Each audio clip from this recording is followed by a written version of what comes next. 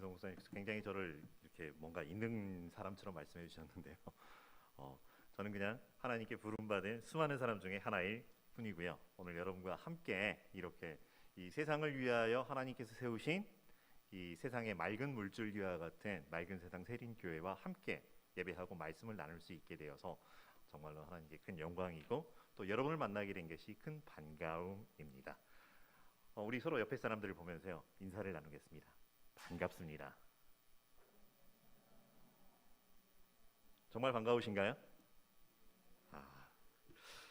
사실 사람이 처음 만났을 때 우리는 자연스럽게 인사를 나누고요, 때로는 안부를 묻기도 합니다. 혹시 말씀 가운데 이렇게 마스크를 쓰고 전달해도 발음이 괜찮을까요? 벗고. 네. 반쪽만 보았다가 온전하게 이렇게 보아주셔서 감사합니다. 자연스럽게 우리는 만나면 인사를 나누고요, 또 안부를 묻습니다. 여러분 오늘 이렇게 만나셨을 때 어떻게 인사를 나누셨을까 싶습니다. 처음 만난 사이에는 보통 이렇게 안녕하십니까 하고 자기를 소개하기도 합니다. 저는 누구입니다. 근데 인사는 처음 만날 때만이 아니라 헤어질 때도 인사를 나눕니다. 보통 안녕히 계십시오라고 하든지 하는 거죠. 혹은 처음 만나는 사이들이 아니라고 하면 자주 만나고 서로 우리 교회 성도들처럼 규칙적으로 만나게 되면은 그동안 안녕하셨습니까? 라고 하는 이런 안부를 묻기도 한다라고 하는 거죠. 근데 이 인사에는 사람들이 각자가 품고 있는 어떤 감정의 크기 그리고 마음의 깊이라고 하는 것들이 때로 다르다라고 하는 거죠. 여러분 그냥 반가운 사람과 정말 반가운 사람과 인사할 때 어떻습니까? 단어에는 반갑습니다라고 하는 말이 들어가는데 거기에 강약이 조금 들어가죠. 반갑습니다라고 인사를 할 때가 있습니다. 어떤가요? 우리는 서로 반가운 사람인가요? 아니면 반가운 사람인가요? 그렇군요. 그래서 반가운 만큼, 때로는 사랑하는 만큼, 그리고 감사하는 만큼, 그리고 축복을 염원하는 만큼 그것이 우리의 인사에 담겨 있다라고 하는 거죠. 만약 우리가 오늘 예배 시작 전에 이렇게 안내하시는 우리 성도님도 계셨고 서로 자리에 앉으면서 인사하는 이런 것도 있었지만, 만약 하나님께서 오늘 이 자리에서 우리를 예배드리러 온 우리를 찾아 이렇게 인사를 하실 때, 맞아주실 때 어떤 마음으로 어떤 톤으로 이렇게 맞아주셨을까요? 반가워, 정목사님 반가워 이러셨을까요? 아니면 어떤 거였을까요? 자, 그 마음으로 우리 옆에 있는 분하고 다시 한 번만 인사를 나눠보고 싶습니다. 반갑습니다.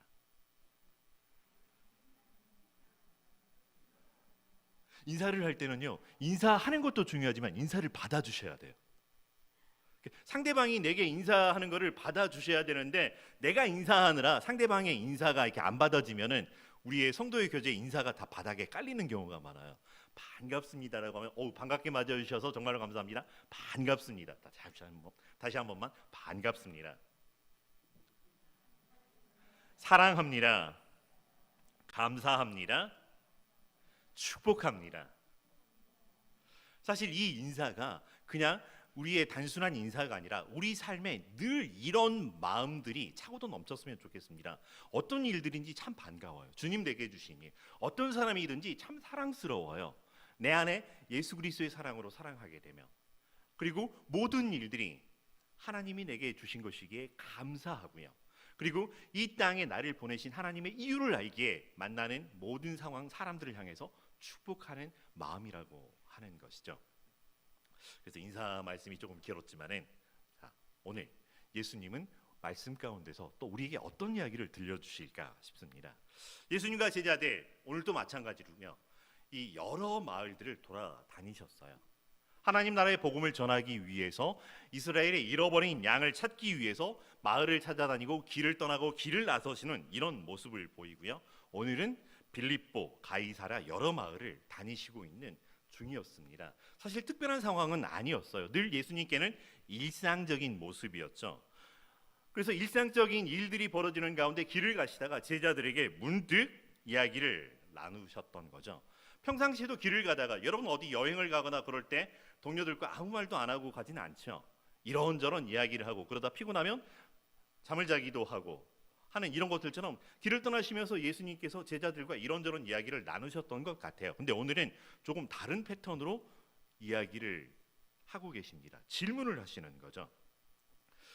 마치 학창 시절에 쪽지 시험을 갑작스럽게 치르는 것처럼 예수님께서 제자들에게 불쑥 물어보시는 질문입니다. 사람들이 나를 누구라고 하느냐? 라고 물으셨던 거죠. 이 말씀에 제자들은 막힘없이 대답을 합니다. 사람들이 예수님께 대해서 세례 요한이라고도 하고요. 아니 어떤 사람들 엘리야라고도 해요. 아니야 선지자 중에 하나라고도 이야기를 합니다. 여기저기서 제자들이 이런저런 이야기를 한다라고 하는 거였죠. 그런데 두 번째 질문이 곧바로 이어집니다. 그러면 너희는 나를 누구라 하느냐? 한 번으로 끝날 줄 알았는데 두 번째 이 질문이 이어집니다. 그런데 마치 베드로가 준비라도 했다는 듯이 대답을 합니다. 주는 그리스도 신이이다. 첫 번째 질문에 제자들이 막 웅성웅성하며 대답을 합니다. 그런데 두 번째 질문에는 베드로가 대답을 하고 있습니다. 사실 오늘 말씀 가운데서 베드로만 대답을 하였던 것인지 아니면 베드로도 대답을 한 것인지 알 수는 없습니다. 그러나 성경에는 베드로가 대답을 했다라고 말씀을 하고 있습니다. 여러분, 우리 한국말에는 조사가 중요해요. 그래서 은는 이 가에 따라서 참 다양한 뜻을 가질 수가 있어요. 목사님은 사람이 참 좋으셔요. 목사님은 사람도 좋으셔요. 목사님은 사람만 좋으셔요 라고 하는 거에 따라서 굉장히 많은 뜻이 있다라고 하는 거죠. 근데 오늘 유독 베드로가 대답하였다라고 하는데 왜 다른 제자들은 대답하지 않았을까라고 하는 이런 의문점이 들었다라고 하는 거죠. 아무튼 예수님은 제자들에게 질문하셨고 제자들은 예수님의 질문에 나름 알고 있었던 것들을 말씀을 드렸습니다. 확실히 제자들은 사람들에 비해서 조금 더 명확한 정답을 가지고 있었던 것 같습니다. 사실 사람들에게 예수님께서 찾아와 주셔서 병을 고쳐주시고 말씀을 하여 주시고 때로는 이런 기적 때로는 저런 이사를 베풀어 주셨지만 그저 사람들 눈에는 신기한 거죠. 놀라운 일이었던 것이었고요. 근데 그러려니 하얀 거죠. 그냥 뭐 그럴 수 있는 거지라고 하는 마음의 벽을 넘지 못했던 것입니다. 하나님의 선지자라면 뭐 엘리야라면 뭐 그 정도쯤은 할 수 있겠지라고 이야기를 하고 마는 것이었습니다. 그런데 이 모든 이야기의 터전, 그 마음의 터전 속에서는 자기 마음에 옳은 대로, 자기 소견에 옳은 대로 생각하고 판단하는 모습들이 있었습니다.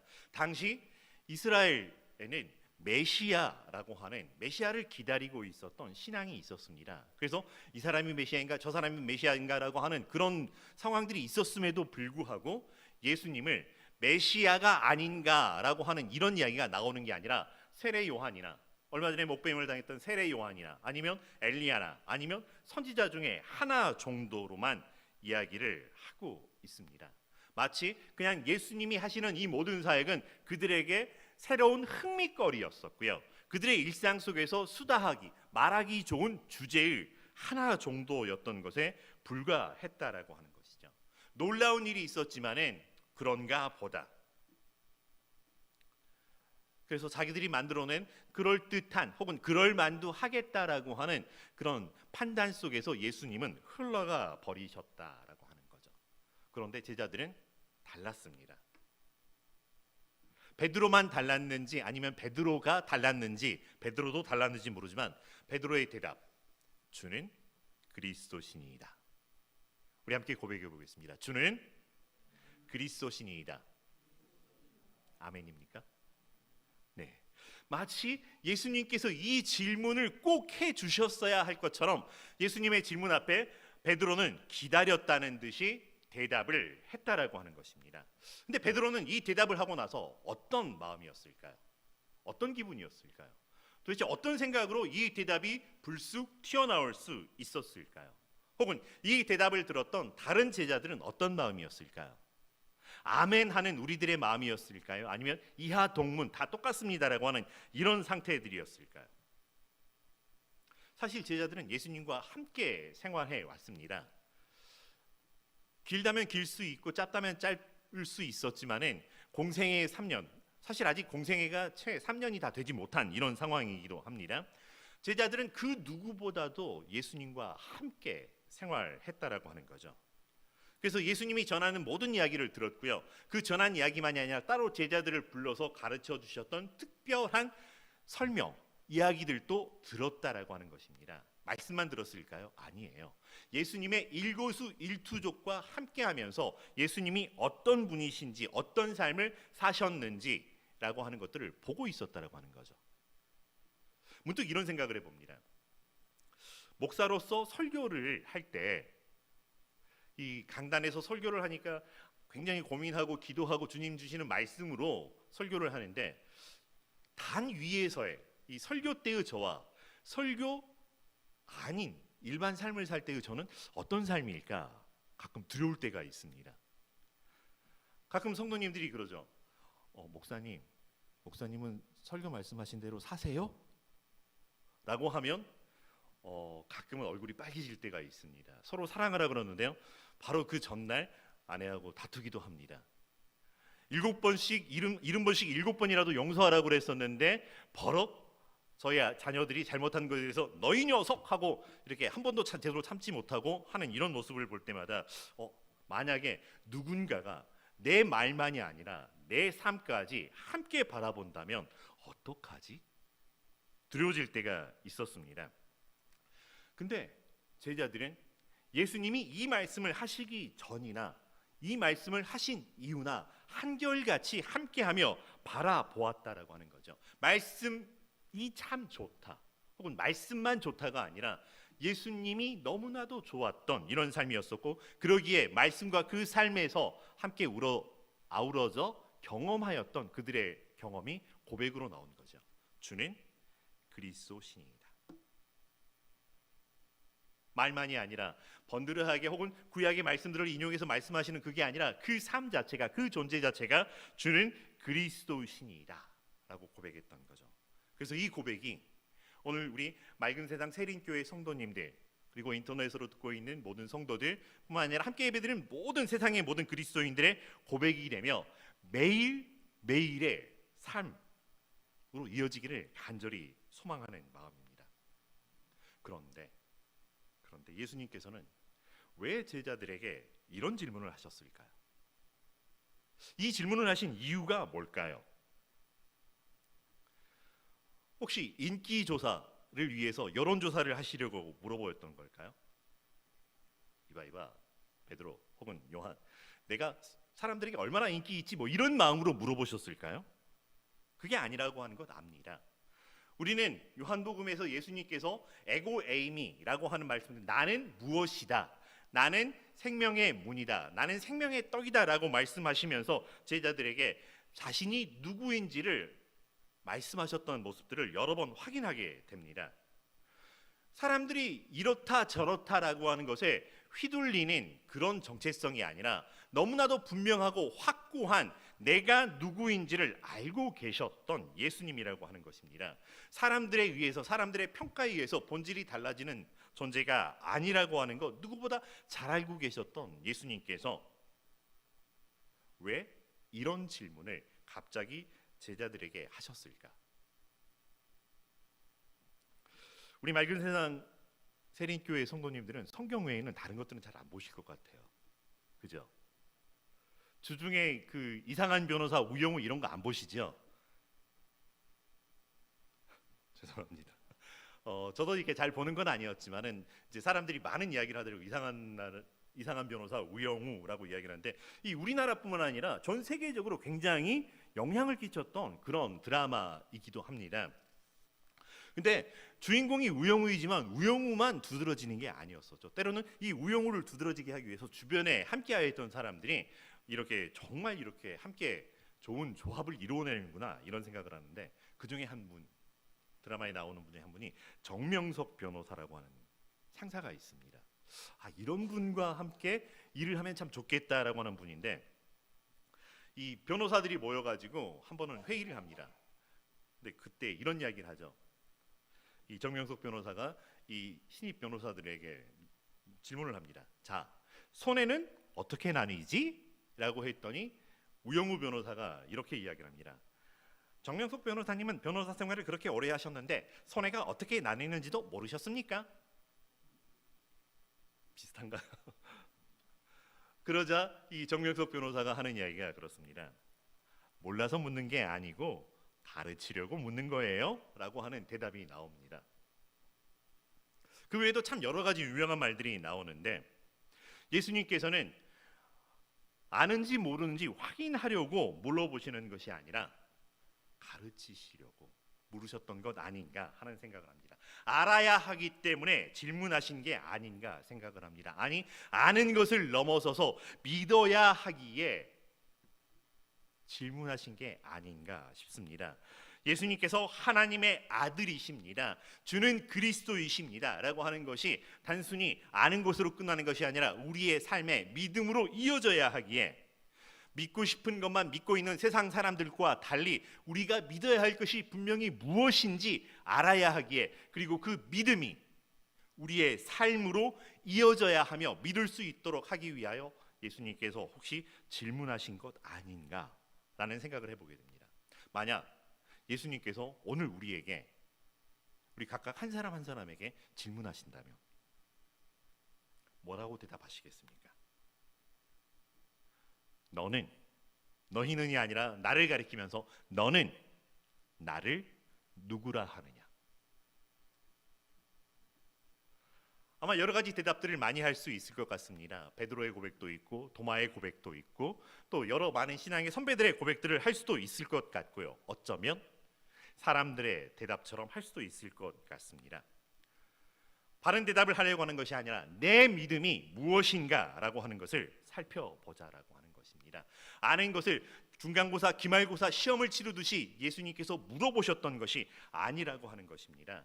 예수님에 대한 정체성을 묻고 있지만 단순한 예수님에 대한 정체성이 아니라 예수님과 함께하는 내 삶의 정체성에 대한 질문으로 이어져 있다라고 하는 것입니다. 답을 알고 있느냐? 그 답이 바로 너의 삶이다 라고 이어져 있다라고 하는 것입니다.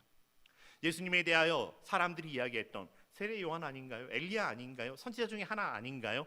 라고 이야기했던 사람들은 그 고백만큼 그저 그렇게 그들의 삶을 만들어가고 있었습니다. 왜냐하면 그들은 그렇게 보았고 그렇게 이해했고 그런 정도로만 믿어졌기 때문입니다. 제자들은 달랐을까요? 첫 번째 질문에 제자들은 사람들이 이렇게 이야기를 합니다라고 이렇게 함께 자기의 마음을 때로는 묻어서 표현을 했습니다.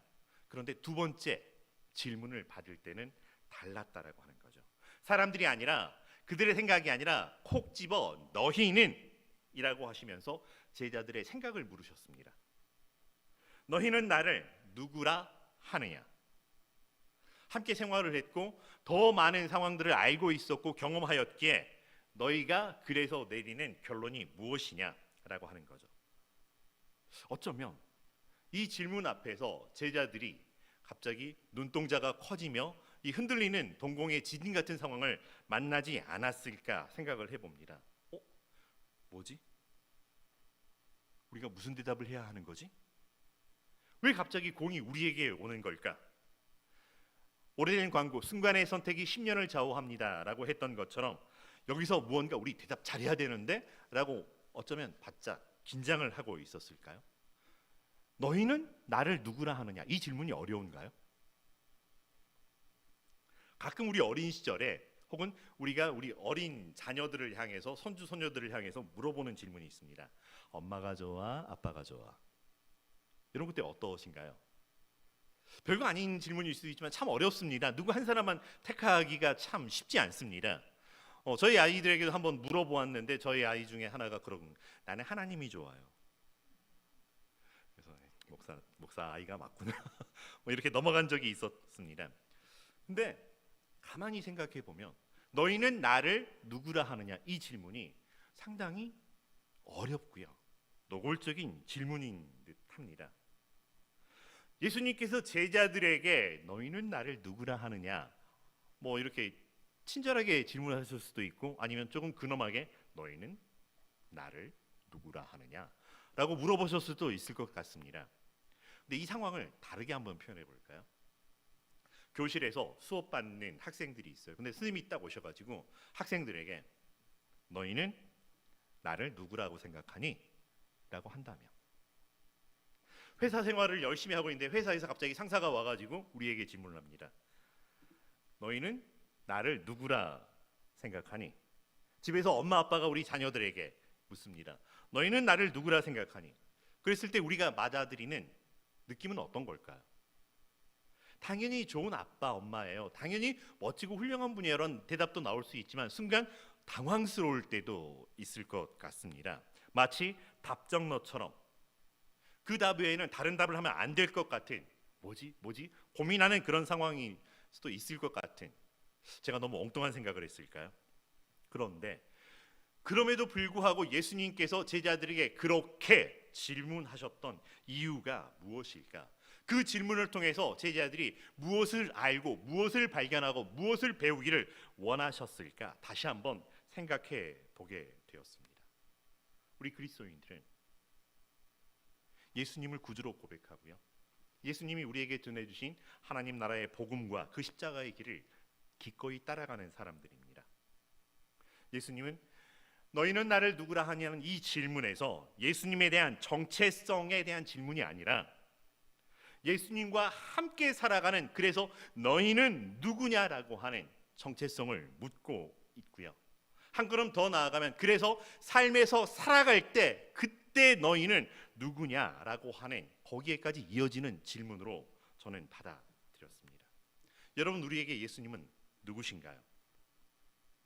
베드로가 대답했던 대답 같은가요? 그렇다면 이제 우리가 이 예배를 드리기 이전의 삶과 예배를 드린 이후의 삶 속에서 우리의 삶은 우리의 대답과 같은가요? 아니면 다른가요? 답은 답이고 삶은 삶인가요? 예수님은 예수님이고 나는 그냥 나일 뿐인가요? 근데 성경에서는 그렇게 허락지를 않습니다. 너희가 내 안에 거하고 내 말이 너희 안에 거하는 이 삶을 예수님께서는 기대하시며 그려오셨던 삶입니다. 하나님의 나라 안에서 하나님의 자녀로 살아가는 삶을 그리면서 기대하시며 소망하시면서 그 길을 걸어오셨고요, 기꺼이 십자가에 죽으셨고요, 기꺼이 부활하셔서 우리의 구주가 되어 주셨다라고 하는 것입니다. 그런 예수님에게 나는 어떤 의미일까요? 그 예수님이 내 삶에서 어떤 의미일까요? 예수님은 너희가 이해하는 나에 대해서 한번 설명해 보겠니라고 하는 것이 아니라, 혹은 내 인기가 사람들 속에서 얼마나 폭발적으로 증가하고 있니라고 하는 것들을 확인하려고 하는 것이 아니라, 너희에게 나는 어떤 존재인지, 그리고 그것이 너희의 삶에 이제 나는 곧 있으면 너희와 함께 살지 못할 것인데 너희 홀로 살아가는 그 삶에서 주는 그리스도시라고 하는 그 고백이 너희 삶에 어떤 의미가 될 것인지를 묻고 있는 질문이라고 하는 겁니다.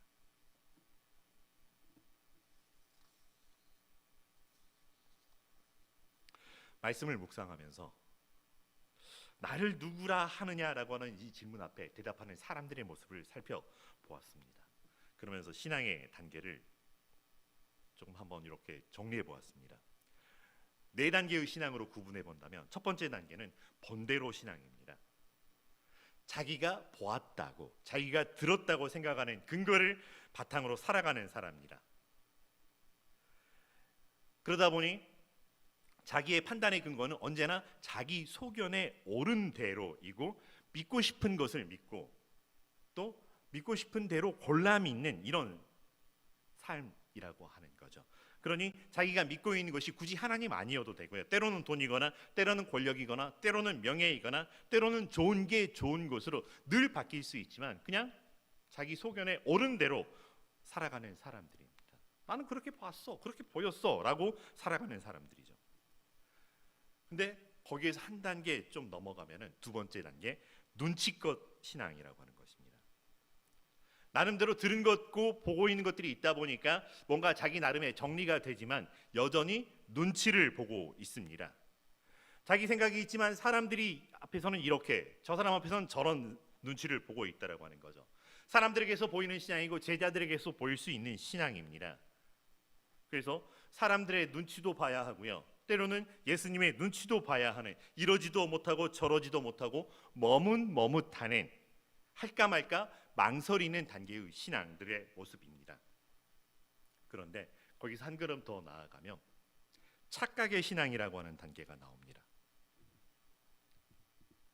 어떤 단계일까요? 사실 믿음도 커지고요, 나름대로 고백하는 이런, 그리고 남과 구별되어 신앙생활을 하려고도 합니다. 주는 그리스도 신이다 라고 하는 이런 멋진 말도 고백할 수 있습니다. 그렇지만 자기가 말하는 것의 진정한 의미를 아직 알지 못하는 단계입니다. 그러다 보니 답은 답이고요, 삶은 삶대로 따로따로인 삶입니다. 주는 그리스도 신이다, 주는 하나님의 아들이십니다, 주는 부활이시고 생명이십니다, 고백할 수 있습니다. 들었고 경험했고 알고 있습니다. 그렇지만 이것이 온전한 믿음으로 이어지지 못하고요, 내가 잘 알아, 아직 아는 단계 안에 머물러 있습니다. 만약 이것이 믿음의 고백이었다라고 한다면 베드로가 잡혔을 때, 예수님이 잡혔을 때 도망가지 않았을 것 같습니다. 그리스도이시고 메시아이고 하나님의 아들인데 세상에 그 무엇을 두려워할 수 있을까요? 그런데 그건 그거고, 지금 당장 내가 여기 있다가는 죽겠구나라고 하는 그것을 보고 도망을 갔다라고 하는 것입니다. 너도 예수의 한패 아니냐라고 하는 것 앞에 난 그런 사람 모른다라고 부정을 했습니다. 정말로 주는 그리스도시라고 하면 어떻게 그럴 수가 있었을까라고 하는 단계입니다. 우리 교회 안에서 자주 볼 수 있습니다. 정말 믿음이 있는 사람 같고 때로는 용감하게 이 말고의 귀를 쳐내는 것처럼 그런 모습들도 보이기도 합니다. 나는 주와 함께 죽겠습니다라고 당당하게 나서는 모습이기도 합니다. 그러나 아직 부활하신 예수 그리스도를 만나지 못했습니다. 남들보다 더 많은 것들을 알고 성경에 지식들이 많이 있지만 그러나 여전히 정보들의 단계입니다. 내 삶에서 좋은 것 등을, 때로는 경우에 합당한 것들을 꺼내 쓰고는 있지만 아직 이것이 내 삶의 전부이거나 이것이 나를 규정하고 있는 내 신앙의 고백이 아니라 좋은 말을 하고 있지만 그저 좋은 말일 뿐이라고 하는 것입니다. 그런데 거기에서 한 걸음만 더 나아가게 되면 이제 우리가 지켜야 할 신앙의 단계, 따르는 신앙이라고 하는 겁니다. 부활의 주님을 만나고요, 이제 그래서 그리스도인이 될 예수님의 친구가 되어 살아가는 삶이라고 하는 것이죠. 우리에게 부족했던 그 한 가지가 채워지게 되고 경험되었다라고 하는 것입니다. 알고 있던 것이 지식이 아니라 내 삶이 되는 것. 주는 그리스도라고 고백을 했을 뿐이었는데 그것이 부활의 주님을 만났더니 정말로 주님이 그리스도이시군요 라고 하는 것. 그래서 내 생명이 아니라, 내 삶에서 이러쿵저러쿵이 아니라 내 삶의 모든 것이 내 안에 계신 예수 그리스도로 말미암아 함께 할 수 있게 되었다라고 하는 것입니다. 지식으로 알던 예수님과 드디어 온전히 하나가 되었고요, 십자가 안에서 예수 그리스도와 하나가 된 삶. 그래서 예수님이 그리스도인 게 너무나도 당연하고 자연스럽고 아닌 것이 이상한 삶. 그러다 보니 내가 말하기 이전에, 내 입술이 고백하기 이전에 내 몸에서 냄새가 납니다. 어떤 냄새일까요? 그리스도의 향기가 드러나게 된다는 겁니다. 여러분의 큐키한 땀 냄새가 아니라 당신에게선 꽃내음이 나네요 라고 했던 것보다 더 멋진 그리스도의 향기. 어쩐지 꼭 교회 다니실 것 같았어요. 말로 예수님을 설명하기 이전에 저는 당신의 삶에서 예수님의 모습을 보았어요. 당신이 믿는 예수님을 나도 믿고 싶어요 라고 하는 거예요. 부활의 주님을 만난 후에 예수님이 하셨던 그 모든 것, 자기들이 고백했던 그 모든 것들이 성령님의 조명하심으로 깨달아 알게 되었던 거죠.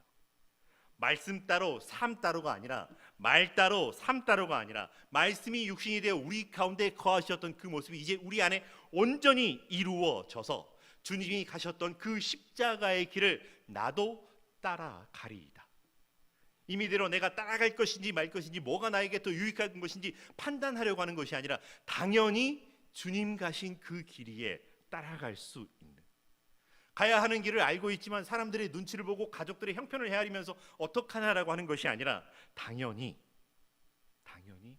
아멘이라고 고백하며, 그것이 교회 안에서만이 아니라 우리의 삶에서, 내 삶의 한복판에서, 회사에서, 직장에서, 학교에서, 어떤 삶의 공간에서든 아멘을 누리고 살아가는 그 삶이 이제 우리 그리스도인들이 이루어야 할 따르는 신앙이라고 하는 것입니다. 하나님의 아들 예수 그리스도께서 지금 여기에 나와 함께 내 안에 계십니다. 그 주님을 향하여 우리는 주는 그리스도신이다 고백하였습니다. 부활의 주님을 만나지 못했을 때에는 이것이 어떤 의미인지 알지 못했던 베드로였지만, 부활의 주님을 만나고 난 이후 달라졌다라고 하는 것입니다. 주님을 변명하거나 자기 삶을 변명하려고 하는 것이 아니라 오히려 당당하게 증언하며 살아갔던 것입니다. 내가 하나님 앞에서 너희 말 듣는 것이 하나님 말씀 들은 것보다 옳은가 판단하라고 하면서 사내들인, 그 쉽게 말하면 대한민국 대법원에 가서 그 판관들 앞에서도 당당하게 이야기를 할 수 있었던 것입니다. 여러분에게 질문을 드립니다. 여러분은 여러분이 만난 예수님을 누구라 하십니까? 그리고 그 대답의 삶의 자리는 어디입니까? 나는 할 수 없지만, 나는 여전히 부족하고 착각할 수 있지만, 그러나 우리에게 보내주신 보혜사 성령님께서 우리와 함께 하시면서 우리의 생각을 조명하여 주시고 우리의 믿음의 연약함을 비추어 주시면서 주는 그리스도십니다. 내 삶에서 한 걸음 한 걸음, 한 뼘 한 뼘, 내 손으로 하는 그 모든 것들을 통해서, 일거수일투족을 통해서 내 삶이 고백하도록 우리와 함께하여 주십니다. 누구를 만나도 어떤 상황에도 주는 그리스도십니다, 내 입술의 고백이 내 삶의 고백이 되고, 그래서 사람들이 그리스도의 향기를 맡게 되고 세상을 향한 위로의 그리스도의 편지가 되는 우리 성도님들의 삶 되기를 주의 이름으로 축원합니다. 기도하겠습니다. 사랑과 은혜가 충만하신 여호와 하나님, 우리가 무엇이간데 우리를 찾아와 주셔서 우리를 하나님의 자녀로 세워주시고 착각하며 살아가는 삶이 아니라 온전한 믿음을 위하여 우리에게 찾아와 주셔서 내가 너의 하나님이라, 내가 너의 구주라 말씀하시며 우리와 함께하여 주시는지요. 입술로 만들어내는 고백이 아니라 삶으로 이어져 함께하는 이 아름다운 신앙을 누리게 하여 주시옵시고, 우리의 삶을 통하여 많은 사람들이 우리의 착한 행실을 보고 살아계신 하나님을, 우리와 함께 계시는 예수 그리스도를, 우리를 도우시는 성령님의 인도하심을 보고 하나님께 찬양하는 삶이 이 한 주간도 이루어지게 하여 주시옵소서. 예수님의 이름으로 기도합니다.